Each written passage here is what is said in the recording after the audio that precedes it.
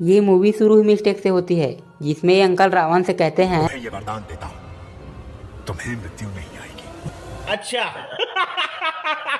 लेकिन यहाँ तो एक ही तीर में रावण मर गया। ये कैसा वरदान हुआ भाई? इतने सालों से मरा नहीं, लेकिन वरदान मिलने के कुछ ईयर बाद निकल लिया। Bye bye, tata, good bye. Prabhas भैया नदी के अंदर बैठे तपस्या कर रहे हैं, तो जैसे ही बाहर निकलते हैं तो एकदम से सूख भी गए। और बाहर निकल रहे हैं तो भाई एक भी पत्थर नहीं है, लेकिन अब तो ये दो पत्थरों के बीच से निकल रहे हैं। रावण इस मूवी का सबसे टैलेंटेड बंदा है, नहीं मतलब कि ये राइटर भी है, लोहार भी है, सिंगर भी है, गिटारिस्ट भी है और पार्ट टाइम चमगादड़ भी बन जाता है। सीन में कृति प्रभास को बोलती है कि मुझे वो गोल्डन हिरन चाहिए, तो जब उसी टाइम वो कृति को दरिया में छोड़कर शिकार करने निकले हैं, तो उतनी देर में कृति दीदी अपने गुफा में वापस भी आ जाती है, जबकि भाई गुफा यहाँ है और कृति दीदी और प्रभास भैया यहाँ थे। इतने से समय में यहाँ से यहाँ भी पहुँच गई और ये हिरन आवाज देता है।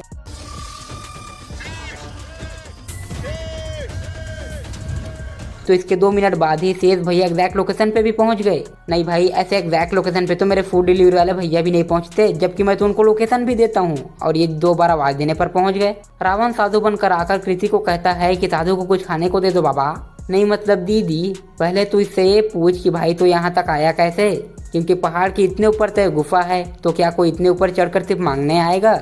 लेकिन दीदी के दिमाग में तो ऐसा कुछ आया ही नहीं। ऊपर से दीदी बाबा को खाने में क्या देती है? बाजरा। अरे दीदी, पंछियों को खिलाने उतने ऊपर थोड़ी चढ़ा है वो। अच्छा, ये बोरी नीचे गिरी है ना।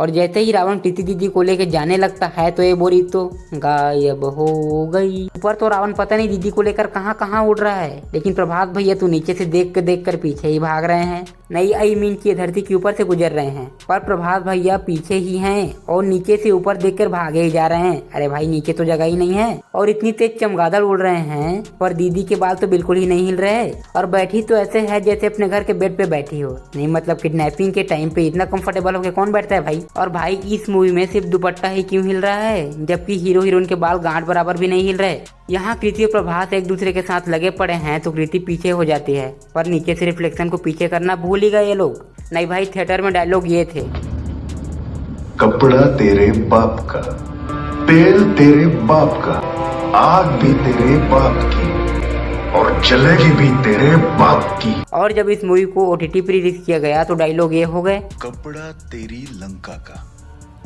तेल तेरी लंका का, आग भी तेरी लंका की और जलेगी भी तेरी लंका ही। वैसे बोल बाप ही रहा है, बस आवाज लंका लंका की आ रही है। और मनुष्य इतना त्यागी नहीं हो सकता। भाई माना कि दीदी के बहुत बड़े हैं बाल, लेकिन रिलीजियस मूवी में ऐसे गंदे सीन दिखाने का क्या लॉजिक है बे? लगता है दीदी को एनीमिया था। पता नहीं भाई आजकल की लड़कियों का खून जाता कहाँ है। नहीं, वैसे एनीमिया दीदी को नहीं, दीदा को था। अरे भाई तू हंस क्यों रहा है? तुझे तो मार दिया इन लोगों ने। नहीं, प्रभास के साथ प्रैंक करने के चक्कर में इस टकले को मार ही दिया इन्होंने, और ये बंदा खुद भी हंस रहा है। अब शुरू होने वाला है राघव वर्सेस रावण का मॉन्स्टर्स, जो कि विमल खा के आए हुए हैं। भाई लक्ष्मण जी को सामने डस लिया है तो ये दीदी बोलती है कि इनकी जान सिर्फ संजीवनी से ही बच सकती है। तो हनुमान जी कहते हैं कि मैं संजीवनी को पहचानूंगा कैसे? तो अब ये दीदी बताएगी द वेल डेफिनेशन ऑफ संजीवनी।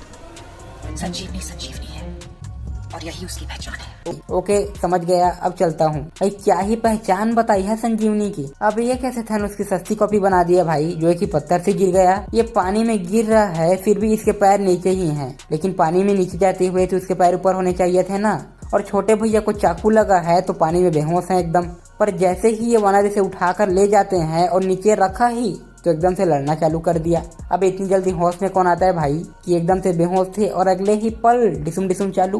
राघव ने इस बंदे को तीर मारा तो ये तीर से लगकर बड़ा हो गया, क्योंकि तीर छोटा था और ये बंदा काफी बड़ा है भाई, देख लो। तो तीर इसके आगे छोटू ही रहना चाहिए था ना, पर तीर का साइज देख लो। इसका मतलब तो ये है कि ये लोग तीर को छोटा एडिट करना भूल गए लोग। लिटरली भाई राघव के सारे तीर खत्म हो गए हैं, पर फिर भी खाली तुनील से तीर निकाल कर मार रहे हैं चिरकुटों को, और जैसे ही जम मारते हैं तो सारे तीर वापस से आ जाते हैं।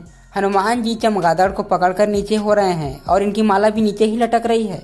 एंड वेट, ये तो वो बंदा है ही नहीं जिसने हनुमान का रोल किया है, क्योंकि ये कोई कार्टून 3D मॉडल है भाई। कृति दीदी इतनी दूर लंका में बैठकर युद्ध देख रही थी, पर जैसे ही राघव ने रावण को मारा तो पता नहीं कैसे उसी टाइम राघव के पास ही पहुंच गई। और मेरी समझ में ये नहीं आ रहा भाई कि रावण को कोई मार कैसे सकता है, क्योंकि रावण तो अमर था ना। जब पहली बार गर्दन पे तीर मारा तो कुछ नहीं हुआ, पर जब पेट में तीर मारा तो मर गया। जबकि उसे तो अमर होने का वरदान मिला था ना भाई, वो कैसे मर गया? नहीं, रावण को तीर नेक पे लगा है ना, पर तीर तो भाई घूमे ही जा रहा है ऊपर नीचे, कभी दाढ़ी में घुस गया, कभी नीचे हो गया, कभी ऊपर हो गया, मतलब एक जगह टिक ही नहीं रहा तीर। तो भाई आज के लिए बस इतना ही। अगर आपको वीडियो पसंद आई हो तो वीडियो को लाइक करें, शेयर करें और चैनल को सब्सक्राइब करें। और आपको सबसे अच्छी मिस्टेक कौन सी लगी कमेंट में जरूर बताएं।